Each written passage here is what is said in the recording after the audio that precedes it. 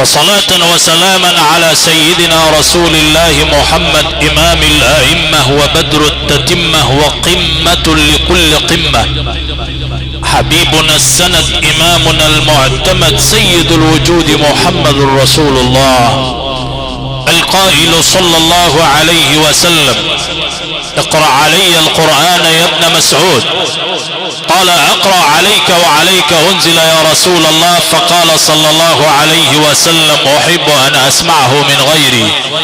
فصلاة وسلاما عليك سيدي يا رسول الله.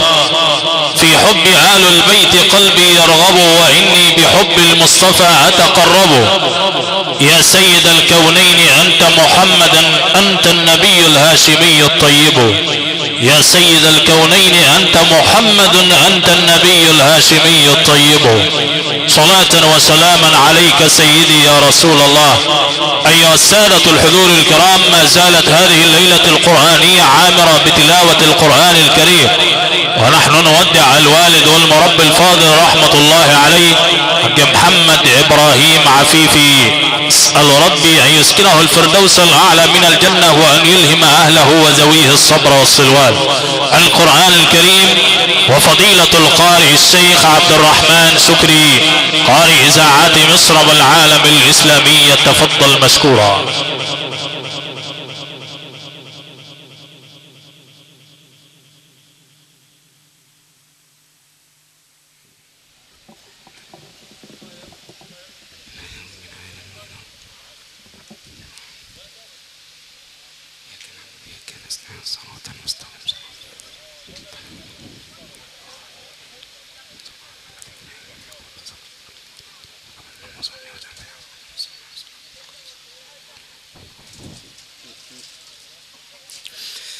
أعوذ بالله من الشيطان الرجيم.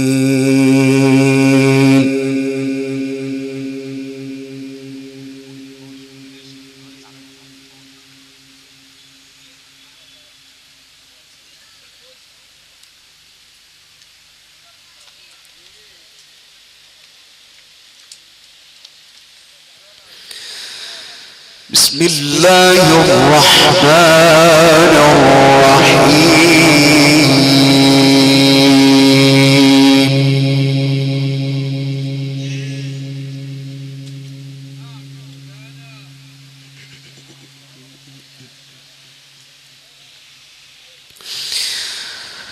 إن هذا القرآن يهدي للتي هي أقوم،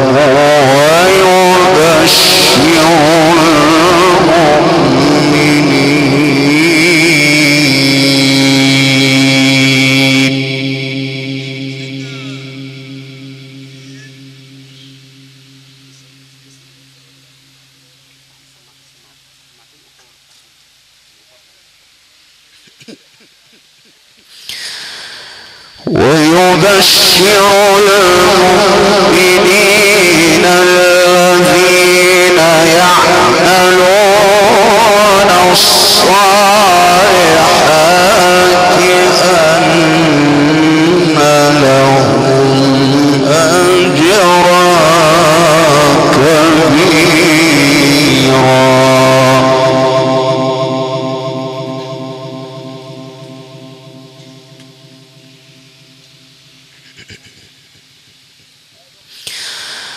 وأن الذين لا يؤمنون بالآخرة أعتدنا لهم عذابا أليما.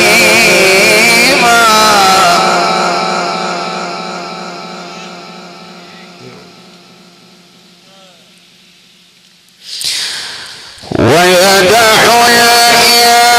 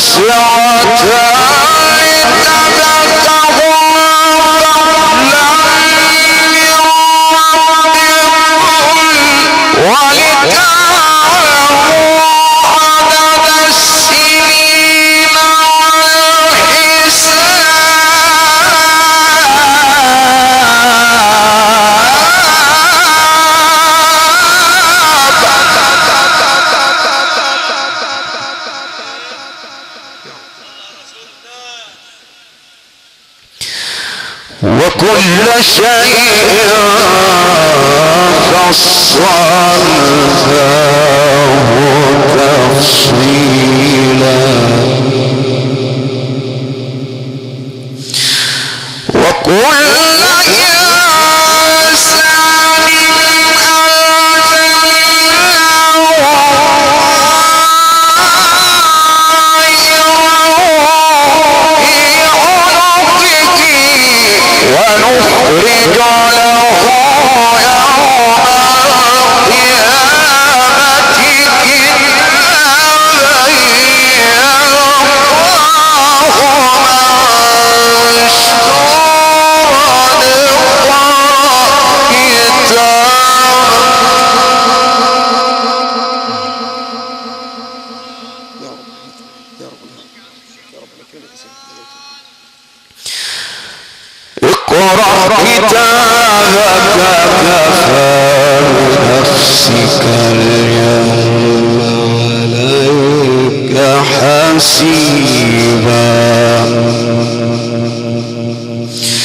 بسم الله الرحمن الرحيم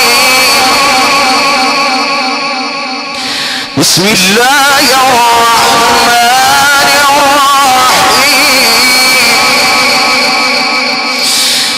بسم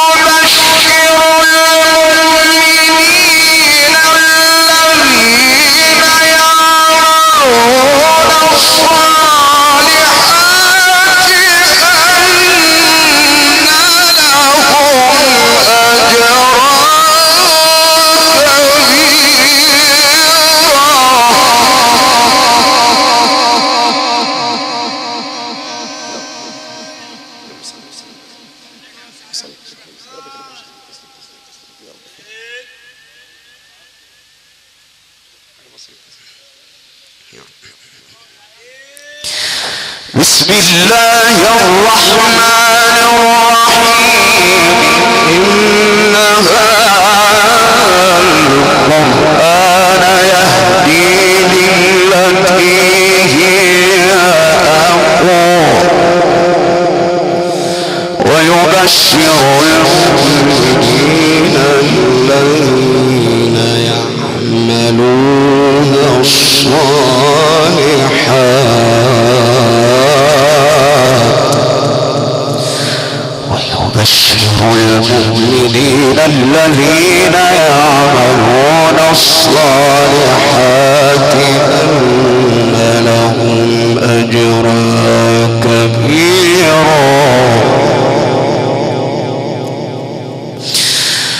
بسم الله الرحمن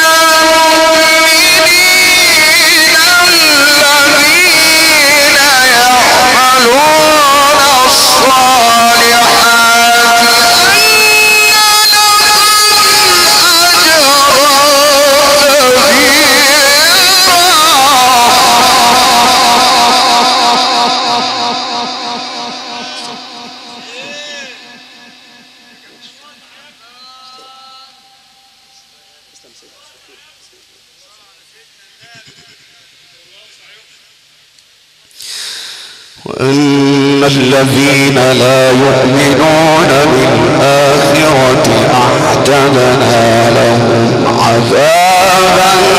أليما ويدع الإنسان بالشر دعاءه بالخير وكان الإنسان عجولا وكان الإنسان عجولا وجعلنا الليل والنهار آيتين وجعلنا الليل والنهار آيتين فمحونا آية الليل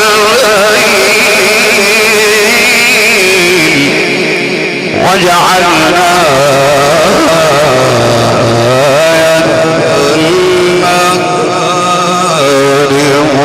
مبصرا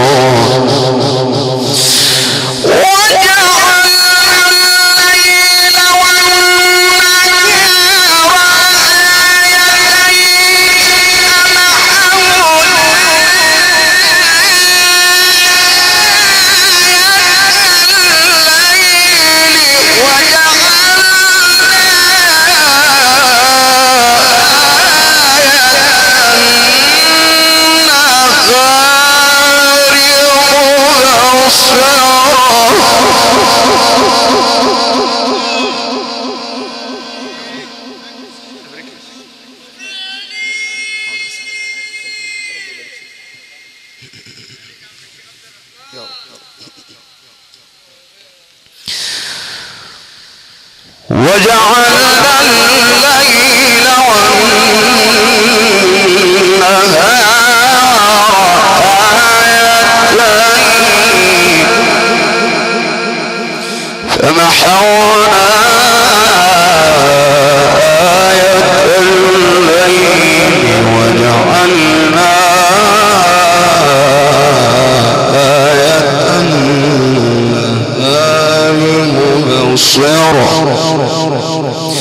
مبصرة لتبتغوا فضلا من ربكم ولتعلموا عدد السنين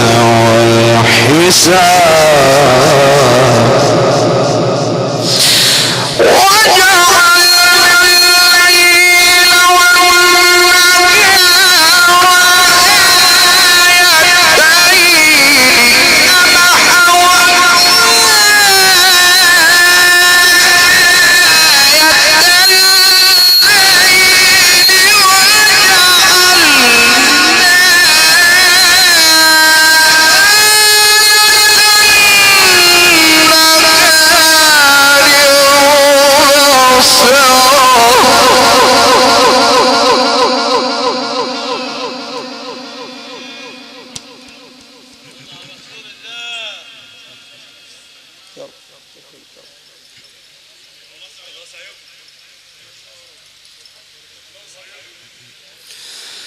بصيرة لتبتغوا فضلا من ربكم ولتعلموا عدد السنين والحساب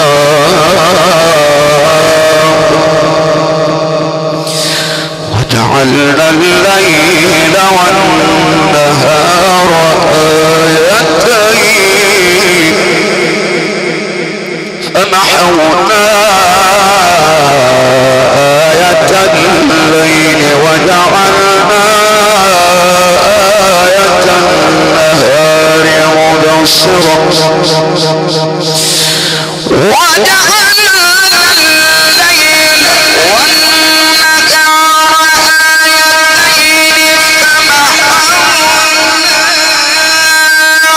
آية الليل وجعلنا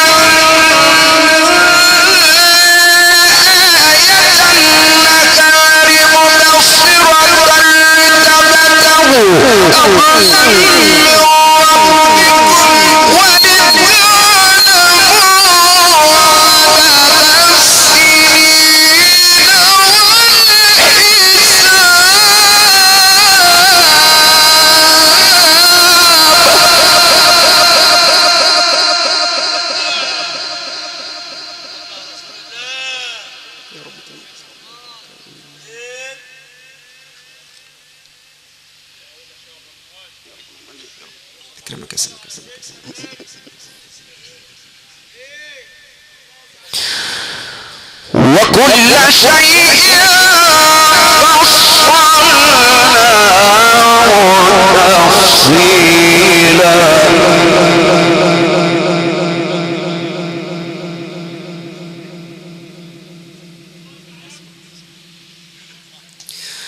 وكل شيء فصلناه تفصيلا وكل إنسان ألزمناه طائره في عنقه ونخرج له يوم القيامة كتابا ونخرج له يوم القيامة كتابا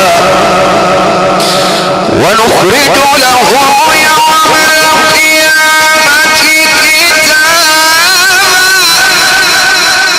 كتابا يلقاه منشورا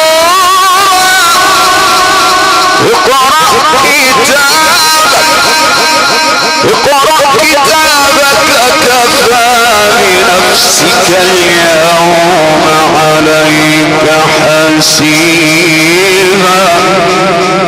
وكل شيء فصلناه تفصيلا وكل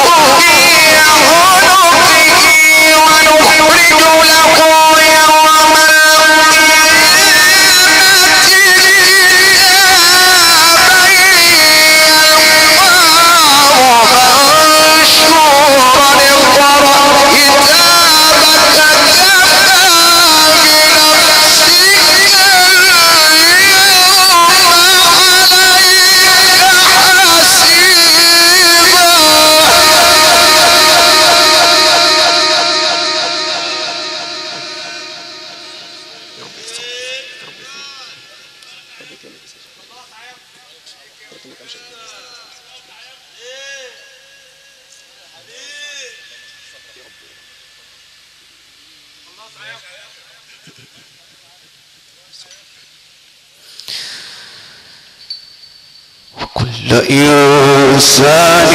ألزمناه طائره في عنقه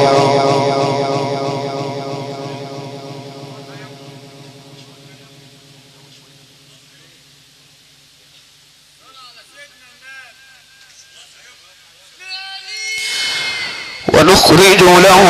يوم القيامة كتابا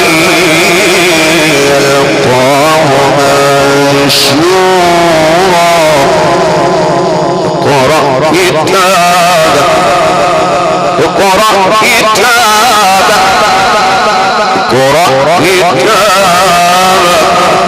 كفى بنفسك اليوم عليك حسيبا من اهتدى فإنما يهتدي لنفسه ومن ضل فإنما يضل عليه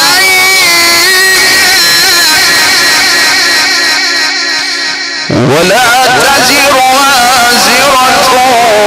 وزر أخرى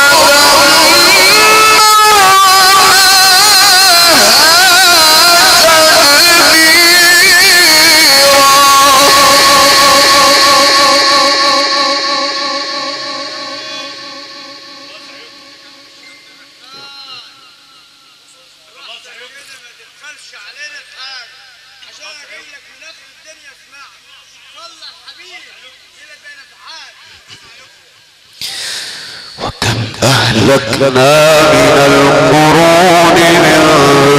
بعد نوح وكفى بربك بذنوب عباده خبيرا بصيرا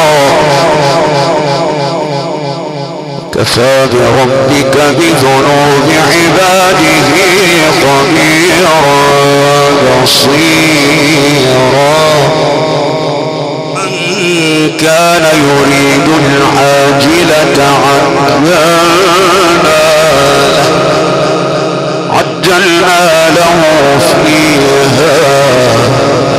نشاء من نريد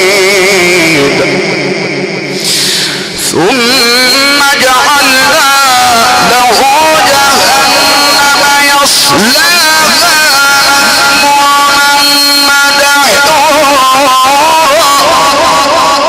ومن أراد الآخرة وسعى لها ومن أراد الآخرة وسعى لها ومن أراد الآخرة وسعى لها سعيها وهو مؤمن فأولئك كان سعيهم مشكورا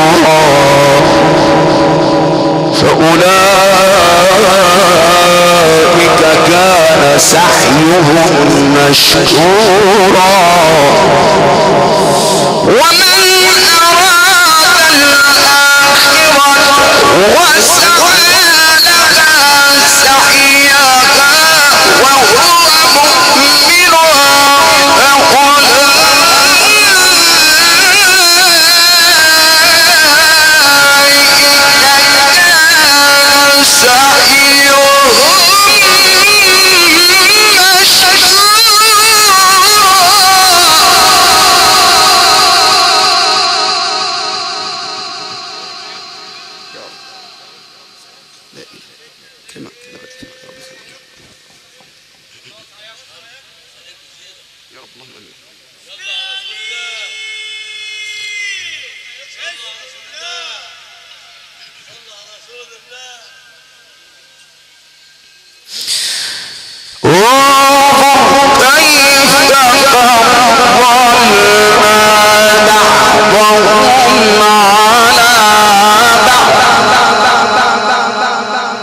وللآخرة أكبر درجات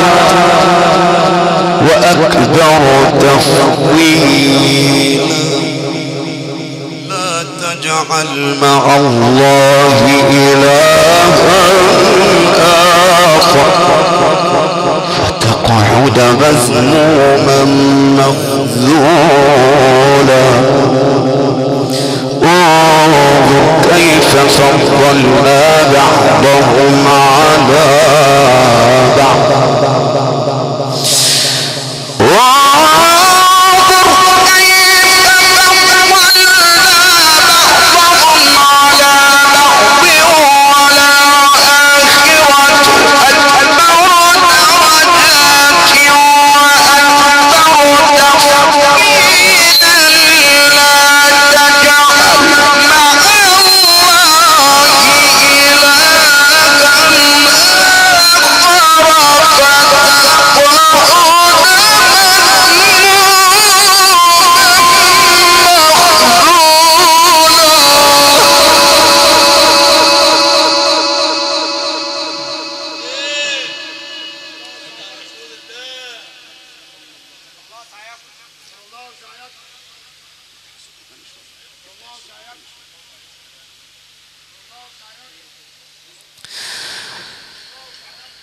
وقضى ربك ألا تعبدوا إلا إياه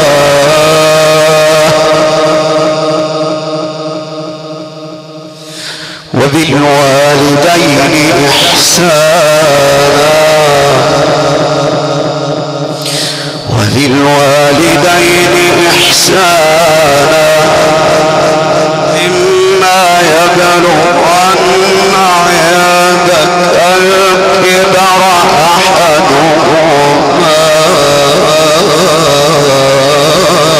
أو كلاهما وقضى ربك ألا تعبدوا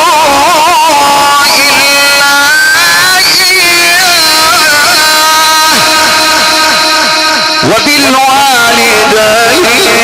إحسانا إما يبلغن عندك الكبر أحدهما أو كلاهما فلا تقل لهما أف ولا تنهرهما وقل لهما قولا كريما وقضى ربك ألا تعبدوا إلا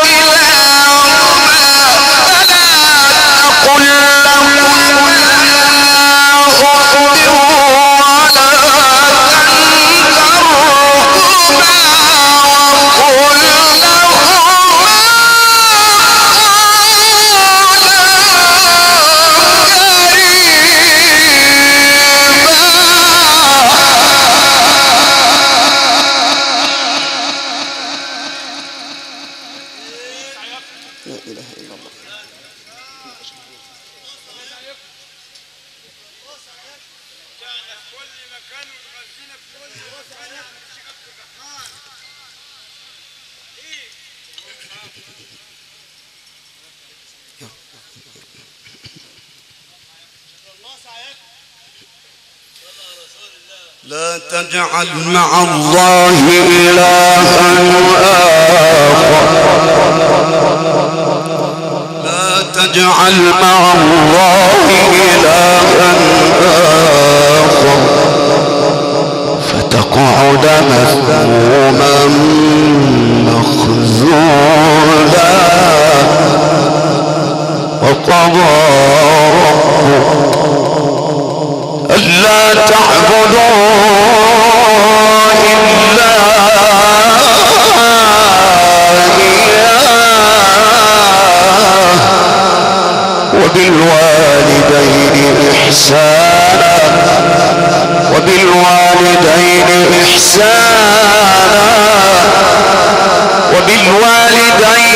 إحسانا إما يبلغن عندك الكبر أحدهما أو كلاهما فلا تقل لهما أف ولا تنهرهما وقل لهما قولا كريما وقل لهما قولا كريما وقضى ربك ألا تعبدوا إلا إياه كلاهما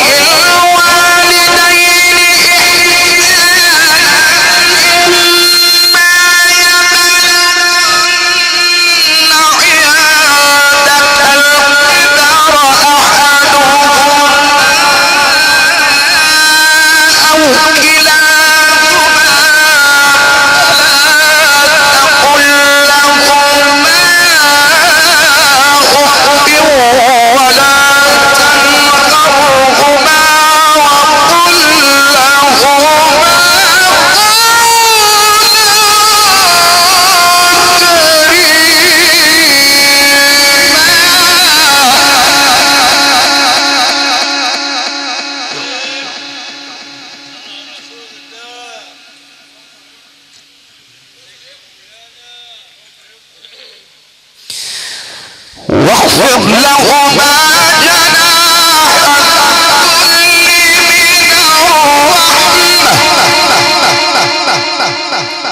رب ارحمهما رب ارحمهما رب ارحمهما رب ارحمهما كما ربياني صغيرا إما يبلغن عندك الكبر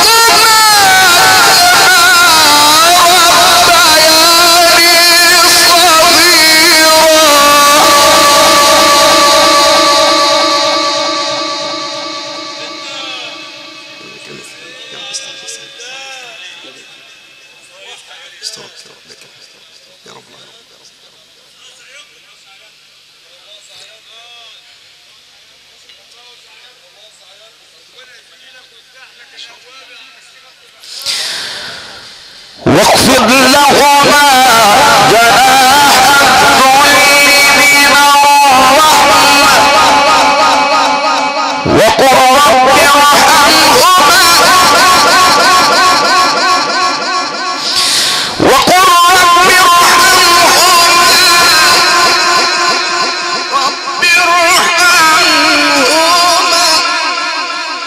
رب ارحمهما كما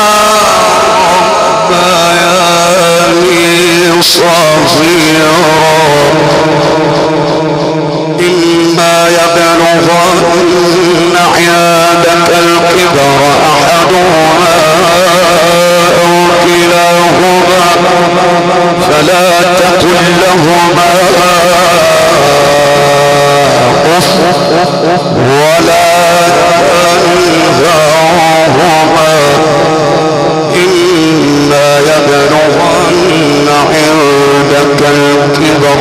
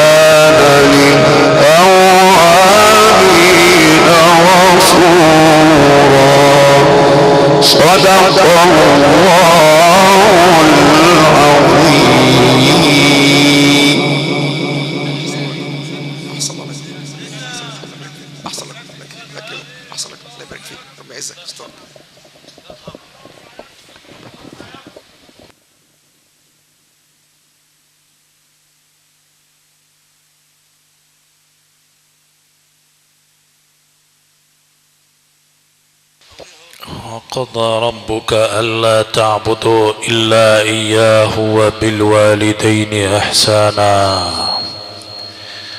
إما يبلغن عندك الكبر أحدهما أو كلاهما فلا تقل لهما أف ولا تنهرهما وقل لهما قولا كريما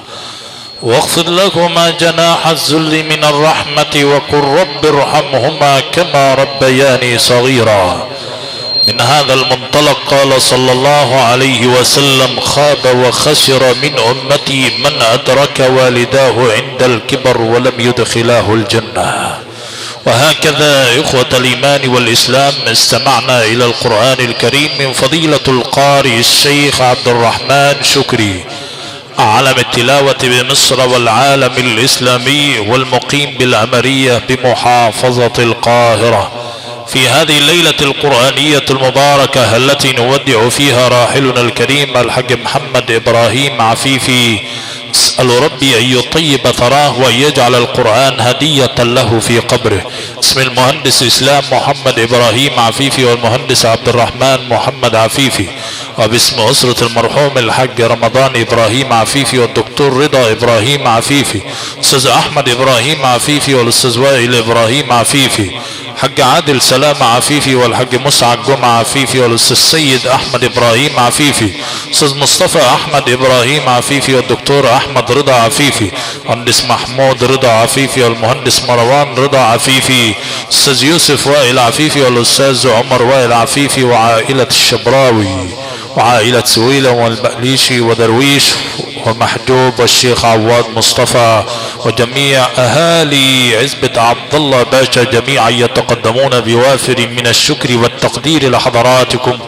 وكل من شرفنا لأداء واجب العزاء. شكرنا أيضا لصاحب مخازن الفراشة الحديثة